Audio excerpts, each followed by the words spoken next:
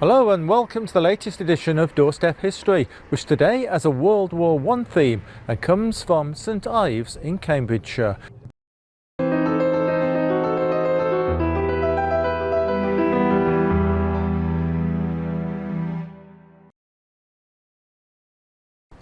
I'm outside the parish church at St Ives in Cambridgeshire.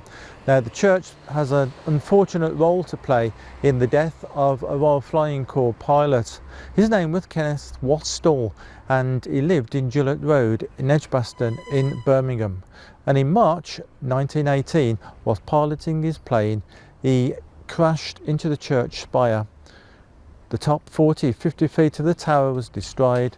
The plane crashed into the church and Wastell was killed as his plane came down. Records suggest that he had landed in a nearby field to ask for directions to his base, and as he took off, the plane veered off course and hit the spire. The plane came down through the church roof and the top of the spire was more or less completely knocked off, then subsequently rebuilt. And so this end of the church was the place which was hit and filled with the debris. Of course, immediately above here, underneath the spire, was where the bells hang. So the bells came crashing down into this part of the church. And a wing of the plane, as you can see from some of the photographs, made it through the church roof. And so lots of debris around, and obviously this west end of the church had to be completely rebuilt. The one thing that was left standing, though, was the Victorian cast iron staircase, the spiral staircase that leads up into the bell tower. So that was probably pretty much the sturdiest thing that was here, and that still is just over behind where the camera is, still what we use to access the bell tower and the church roof.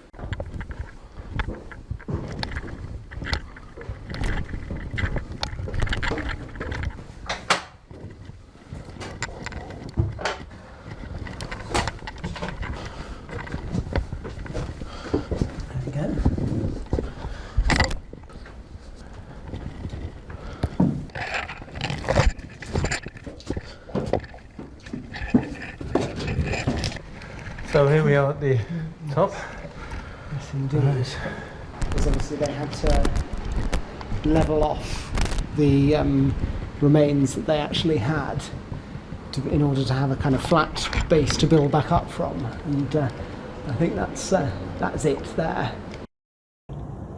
The church held a special service to mark the centenary of his death in March 2018. So we had a service on the evening, at the same time in the evening that the accident happened. It's actually rather brought it home as to why that was potentially a risky time of day to be flying, because being the same time of year, we noticed it was getting pretty dark and the light levels were getting quite low, because it was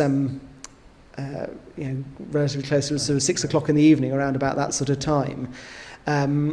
What we did was we had the bell ringers ring the bells up and then bring them down and let them swing freely to kind of regain the atmosphere, or to recreate the atmosphere of them, kind of the bells crashing down to the floor. That would have been one of the main sounds that would have been there, and we accompanied that with prayers and readings. We had representatives from RAF Whitton, the air base that's still local to us, come, as well as representatives from the town civic authorities. And up until that point, we'd kept a few pieces. We had a piece of the plane's propeller and a piece of its tailpiece in the church, along with some photographs and documents associated with it. But we then, on that occasion, handed them over. They were received by the town mayor to be taken and placed in the town museum, the Norris Museum, for then to be kept safe for future generations. Thank you. I think it's best to go and have a look at the museum then. Fantastic. Thank you very much. Wonderful to welcome you here to see where it all happened. And indeed, the excellent local history museum contains numerous news cuttings about the tragedy. Airman crashes into church steeple structure demolished and pilot killed.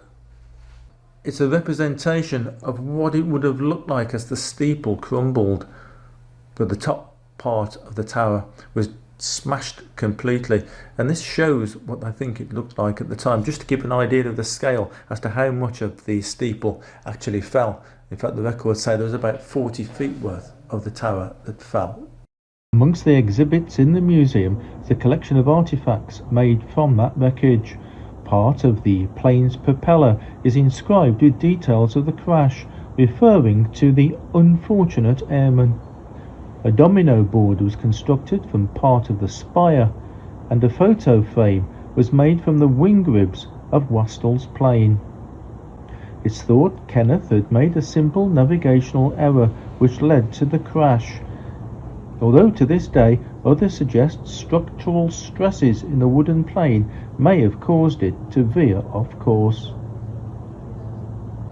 Around 10 minutes or so drive away from St Ives is the resting place of Ken Wastell. This is his grave in the churchyard here at Priory Road Cemetery in Huntingdon.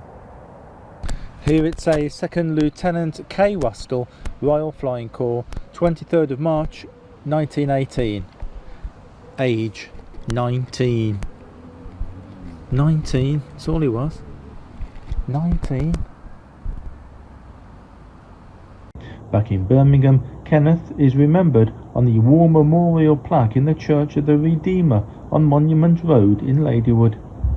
A 19-year-old who gave his life for his country without ever leaving for foreign combat. And that's it from this edition of Doorstep History. Goodbye and thanks for watching.